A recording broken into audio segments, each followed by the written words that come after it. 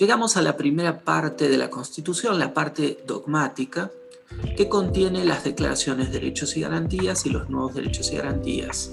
Vamos a centrarnos en las declaraciones de derechos y garantías, el capítulo primero de la primera parte, que corre de los artículos 1 a 35. Aquí encontramos entonces las declaraciones de derechos y garantías, siendo las declaraciones manifestaciones de voluntad política, cultural, económica, enunciaciones que hace el constituyente respecto a los principios fundamentales del Estado. Por ejemplo, la forma de gobierno que vamos a analizar ahora en el artículo 1 de la Constitución. Tenemos también los derechos, que son las facultades, las prerrogativas, las posibilidades de acción que tienen los habitantes y las asociaciones, Hay derechos políticos, civiles, sociales. Están enumerados en los artículos 14, 14 bis, 16, 15, 17, 18 y 19, por ejemplo. Estos derechos son universales, inalienables, imprescriptibles y ambivalentes.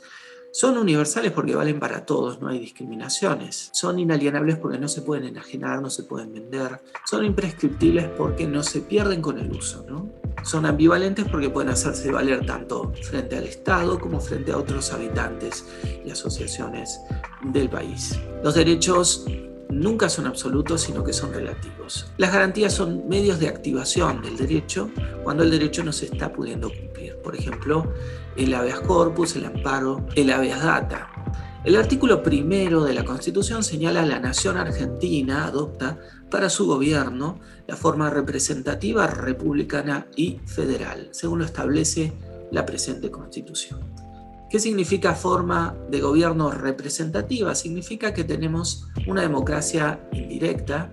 El pueblo no gobierna en principio por sí mismo, sino que debe delegar esa facultad en un pequeño grupo elegido por él para que lo represente en su ejercicio.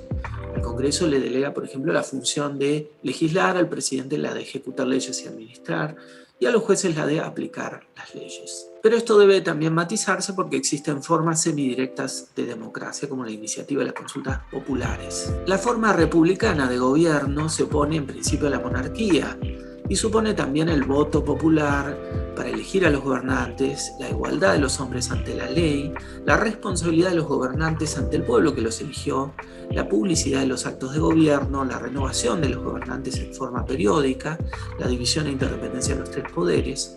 Todo esto garantiza la forma republicana. República en latín significa la cosa del pueblo, lo propio del pueblo. Finalmente, la forma de gobierno federal se opone a la unitaria. El poder está distribuido, descentralizado en principio a través de un Estado federal soberano que rige en todo el país y estados provinciales que rigen en cada provincia con relativa autonomía. Cada estado provincial es autónomo porque se reserva todas las atribuciones que no delegó específicamente, expresamente al gobierno federal. Cada provincia tiene sus órganos de gobierno, su poder legislativo, su judicial, su poder ejecutivo y su propia constitución. Pueden definirse las declaraciones, dice María Angélica Gelli, como manifestaciones políticas, económicas, sociales, religiosas y culturales que configuran y perfilan la nación argentina como una entidad social.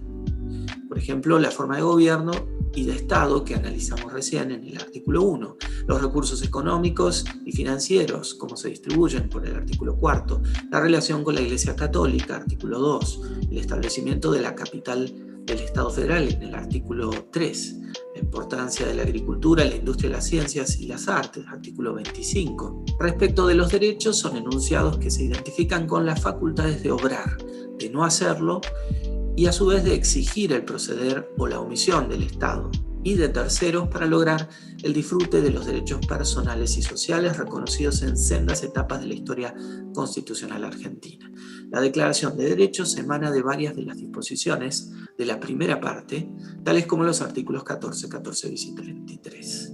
Las garantías se conforman como una serie de instrumentos de protección de los derechos, de los que derivan también otras facultades personales o colectivas, y se abren en varias direcciones, dice Gelli. En principio se declaran las protecciones específicas que aseguran la libertad personal en sentido amplio, por ejemplo el artículo 18. De ellas se han derivado dos garantías en sentido estricto, el habeas corpus regulado por la ley y el amparo, en principio una creación jurisprudencial. Todo esto fue constitucionalizado en en la última reforma del 94. Del mismo modo, el artículo 17 enumera una serie de garantías de la propiedad declarada como derecho en el artículo 14. En esa línea deben anotarse la división de poderes en sus tres modalidades: la clásica de la República entre los tres poderes legislativo, ejecutivo y judicial, la federal entre el gobierno central y los gobiernos locales, y a su vez el gobierno de Cava o de la Ciudad Autónoma de Buenos Aires, que vendría a ser otra modalidad, un híbrido constitucional, y la constitucional también, que entre el poder constituyente originario, el poder reformador y los poderes constituidos. Esta es otra forma de división de poder. El derecho a la jurisdicción, el principio de razonabilidad que debe presidir con la motivación y la fundamentación todo acto de poder, el principio de legalidad y limitación del poder y la libertad de prensa, garantía de un proceso democrático. En suma, el primer capítulo de la primera parte de la Constitución Nacional condensa la ideología y los valores propios de las democracias liberales en la formulación de 1853-1860 y también factores conservadores y factores vinculados a la herencia católica. Respecto de la democracia, señala Gelli que la Constitución argentina no menciona el término democracia en este artículo 1 que estamos viendo, tampoco lo hacían las demás disposiciones hasta que, con la reforma constitucional efectuada en 1957, la palabra se incorporó en el artículo 14 bis para asegurar al trabajador la organización sindical libre y democrática. A partir de la reforma constitucional del 94, el término democracia adquiere especial significación y con variantes expresivas se encuentra en algunas disposiciones nuevas. En el artículo 36 se menciona la expresión sistema democrático en dos oportunidades para referirse a la validez de la Constitución, aunque se realicen actos de fuerza contra ese sistema, y al caracterizar al enriquecimiento ilícito como un ataque contra ese régimen. En el artículo 38 se declara a los partidos políticos como instituciones fundamentales del sistema democrático y se garantiza su organización y funcionamiento democrático. En el 75, inciso 19, nueva cláusula para el progreso, se atribuye al Congreso Federal la función de dictar leyes de organización y de base de la educación que, entre otros objetivos, promuevan los valores democráticos. En el artículo 75, inciso 24, se atribuye al Congreso Federal la facultad de aprobar tratados de integración que, entre otras condiciones, respeten el orden democrático. El sistema de gobierno diseñado en la Constitución histórica, y no solo en el artículo 1, es representativo, pero a partir de la reforma constitucional del 94 se incorporan formas de democracia semidirecta, el artículo 39, iniciativa popular para proyectar leyes, el artículo 40, con dos modalidades de consulta popular, vinculante y no vinculante. Con ello el sistema representativo se mantiene vigente, pero se ha morigerado. La reforma constitucional de 1994 garantizó expresamente los derechos políticos, estableciendo las notas del sufragio y declaró los derechos y obligaciones de los partidos políticos. Señala Roberto Gargarella que la Corte Suprema Argentina dejó en claro cuál es el modo en que entiende la idea de representación política incorporado en la Constitución Nacional. Sostuvo que conforme a la noción constitucional de sistema representativo de gobierno, el pueblo es la fuente originaria de la soberanía. En un caso más reciente, la causa Unión Cívica Radical de la provincia de Santiago del Estero contra Santiago del Estero, provincia sobre acción declarativa de certeza, que data de noviembre de 2013, la Corte agregó que la soberanía popular es un principio de raigambre constitucional que en el sistema democrático se integra con el reconocimiento del pueblo como titular último del poder político, pero al mismo tiempo, y para cumplir con tal objetivo, pone su acento en los procedimientos habilitados para hacer explícita aquella voluntad, origen del principio de representación. Ha sostenido la Corte que no es posible que bajo la invocación de la defensa de la voluntad popular pueda propugnarse el desconocimiento del orden jurídico, puesto que nada contraría más los intereses del pueblo que la propia transgresión constitucional. Señala Gargarella que nuestra Constitución parece oscilar entre dos aproximaciones más bien antitéticas acerca del significado preciso de la representación. La primera de estas alternativas, a la que llamaremos restrictiva, se basa en una concepción estrecha sobre la democracia. Esta primera visión se basa en un principio de desconfianza hacia la ciudadanía. Considera que el pueblo solo gobierna a través de sus representantes. Entiende que la democracia se favorece con bajos niveles de involucramiento ciudadano En los asuntos públicos, concibe que el principal propósito del sistema institucional es evitar la confrontación, la guerra, la mutua opresión. En términos constitucionales, esta concepción hace su centro en el artículo 22, que sostiene que el pueblo no delibera ni gobierna, sino por medio de sus representantes y autoridades creadas por esta Constitución. Esta afirmación propone la lectura más restringida imaginable del principio arriba expuesto, referido a la voluntad popular como fuente originaria de poder. En los hechos, la voluntad del pueblo queda confinada así a la periódica elección de aquellos que van a decidir en su nombre. Peor aún, según lo establecido por el artículo 22, cualquier fuerza armada o reunión de personas que se atribuya los derechos del pueblo y peticione en nombre de éste, cometería una falta de máxima gravedad pública, el delito de sedición. Juan Bautista Alberdi, ideólogo principal detrás de la Constitución del 53, dejó en claro en numerosos escritos producidos en el periodo fundacional de nuestro derecho público, en particular en su influyente texto Sistema Económico y Rentístico de la Confederación Argentina, que la Constitución era concebida bajo la fórmula de libertades económicas amplias, libertades políticas restringidas. En otros términos, para autores como Alberdi, la idea de representación parecía implicar derechos políticos muy escasos y limitados para la mayoría del pueblo. Para esta postura jurisprudencial, cualquier desafío a dicha concepción estrecha debe entenderse, siguiendo de modo muy estrecho al artículo 22, como un acto sedicioso. Esta lectura jurisprudencial no merece ser considerada dominante, pero en todo caso ha resultado influyente en casos de especial relevancia. Por ejemplo, esta visión muy limitativa sobre la democracia ha encontrado expresión de modo recurrente en la jurisprudencia nacional referida a las situaciones de protesta social. Frente a la anterior puede ofrecerse una lectura alternativa, menos restrictiva o más amplia en torno a la idea de representación, que se encuentra apoyada a su vez en una robusta concepción de la democracia. Esta visión no entiende a la democracia solo en sentido negativo, evitar la mutua opresión, sino positivo, asegurar los beneficios de la libertad y la igualdad. Se trata de una postura basada en la confianza hacia la ciudadanía que favorece, en lugar de desalentar, la intervención ciudadana en los asuntos públicos, que considera que las decisiones públicas más relevantes deben tomarse a través de procesos inclusivos y deliberativos, a través de formas caracterizadas por una conversación entre todos los potenciales afectados, antes que por la imposición desde arriba.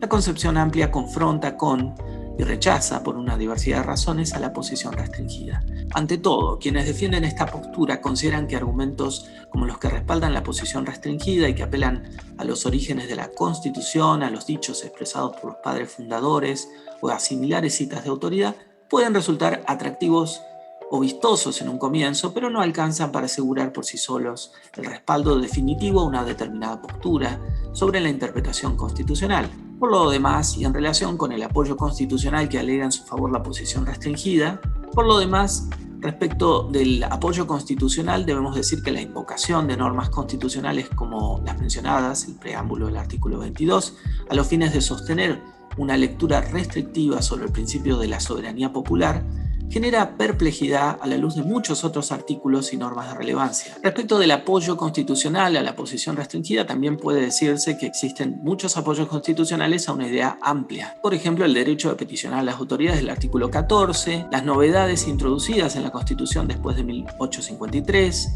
el artículo 14 bis, que siguió las reformas constitucionales impulsadas por el peronismo en 1949, las nuevas disposiciones sobre participación y democracia introducidas por la reforma del 94, la iniciativa popular, la consulta popular del artículo 40 y del artículo 39. Teniendo en cuenta normas como las recién mencionadas, resulta sorprendente que se pretenda asociar el concepto constitucional de representación con una visión tan restringida de la democracia. Por lo demás, esta lectura más demandante sobre la representación y la democracia no solo encaja con lo sostenido por los fallos más importantes de la Corte Suprema en la materia y se vincula bien con la letra explícita de nuestra Constitución y el modo en que ella se ha ido reformando en el texto y en la práctica, sino que además se acomoda bien a la larga historia política, social y jurídica de nuestro país. Esta historia incluye, por supuesto, a los hitos más salientes de nuestra vida pública, como los relacionados con las movilizaciones populares, las políticas que culminaron con el dictado de la Ley Sáenz Peña, Ley 8.871 de 1912,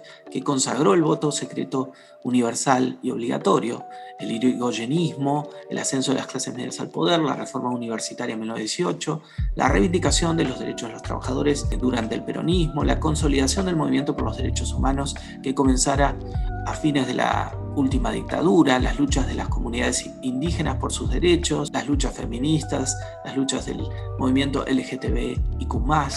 Todo esto, dice Gargarella, nos lleva a pensar en lo que resulta de una democracia en constante cambio y expansión y en el consiguiente robustecimiento de los derechos ciudadanos. Frente a esta notable y persistente evolución de la práctica constitucional argentina, basada en una sociedad fuertemente movilizada, resulta claro que no puede considerarse vigente una noción de representación política propia del siglo XVIII y una lectura estrecha de la Constitución de 1853. La noción de republicanismo es también susceptible de un entendimiento muy exigente, señala el autor, que la asocia con una filosofía política que hunde sus raíces en la antigüedad clásica, que encuentra expresiones demandantes en muchos de los pensadores más prominentes de la modernidad, Jean-Jacques Rousseau, Maquiavelo, Jefferson o Thomas Paine.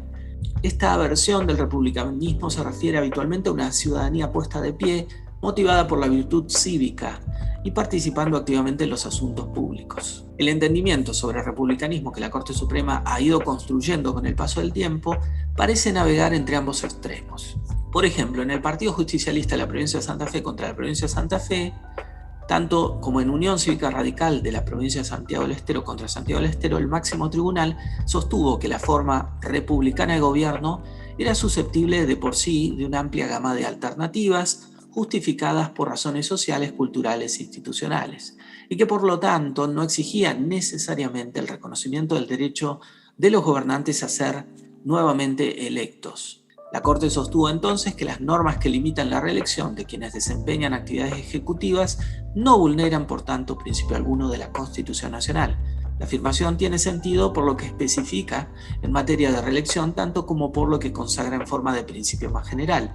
La noción de republicanismo es compatible con una diversidad de arreglos institucionales diferentes entre sí, pero con ciertos contenidos mínimos imprescindibles que todavía operan como límites frente a lo que las autoridades constituidas pueden hacer o no hacer. Hemos visto ya, por caso, el rechazo del máximo tribunal frente a la pretensión de los gobernantes de apelar a la voluntad popular para emprender cursos de acción destinados a socavarla.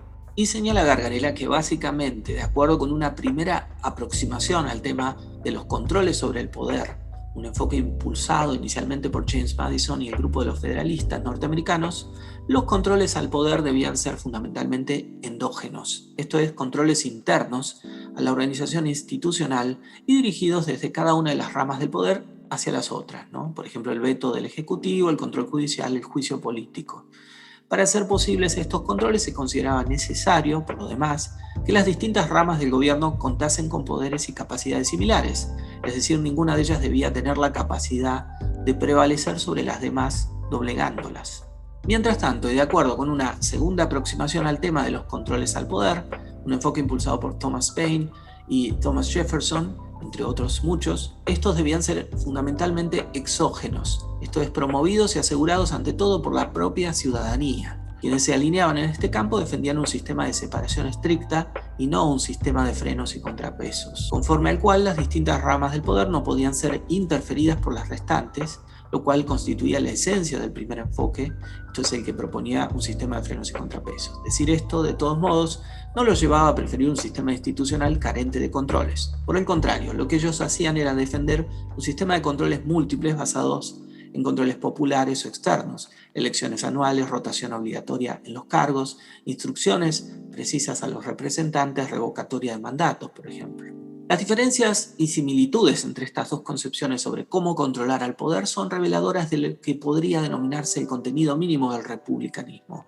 En efecto, las dos visiones examinadas hasta aquí están de acuerdo en asociar al republicanismo con un sistema de estrictos controles frente al poder, aun cuando difieren en relación con la modalidad principal que debe caracterizar a tales controles, endógenos en un caso, exógenos en el otro. Se respalda así la línea jurisprudencial alentada por la Corte en numerosos fallos, enfatizando el valor de la limitación al poder o invalidando los intentos de una rama del poder, en particular el Ejecutivo, por autoexpandir sus capacidades o avanzar sobre poderes que son propios de las otras ramas del gobierno. Esta concepción constitucional, apoyada en una significativa línea de decisiones de la Corte Suprema, se orienta a afirmar la transparencia en el ejercicio del poder y la publicidad de los actos de gobierno. Esta particular visión avala y promueve el camino emprendido por la Corte Suprema, desde comienzos del nuevo siglo dirigido a favorecer la intervención ciudadana en el proceso de toma de decisiones, abrir formas de consulta con los sectores afectados a través de audiencias públicas, crear mecanismos de seguimiento de sus decisiones que incluyeron formas de participación ciudadana. Estas novedades hablan de una saludable o de un saludable movimiento de la Corte hacia formas más dialógicas del ejercicio de poder, es decir, formas que contrastan con los modos tradicionales de decisión, modos todo o nada, modos autoritativos más que conversacionales.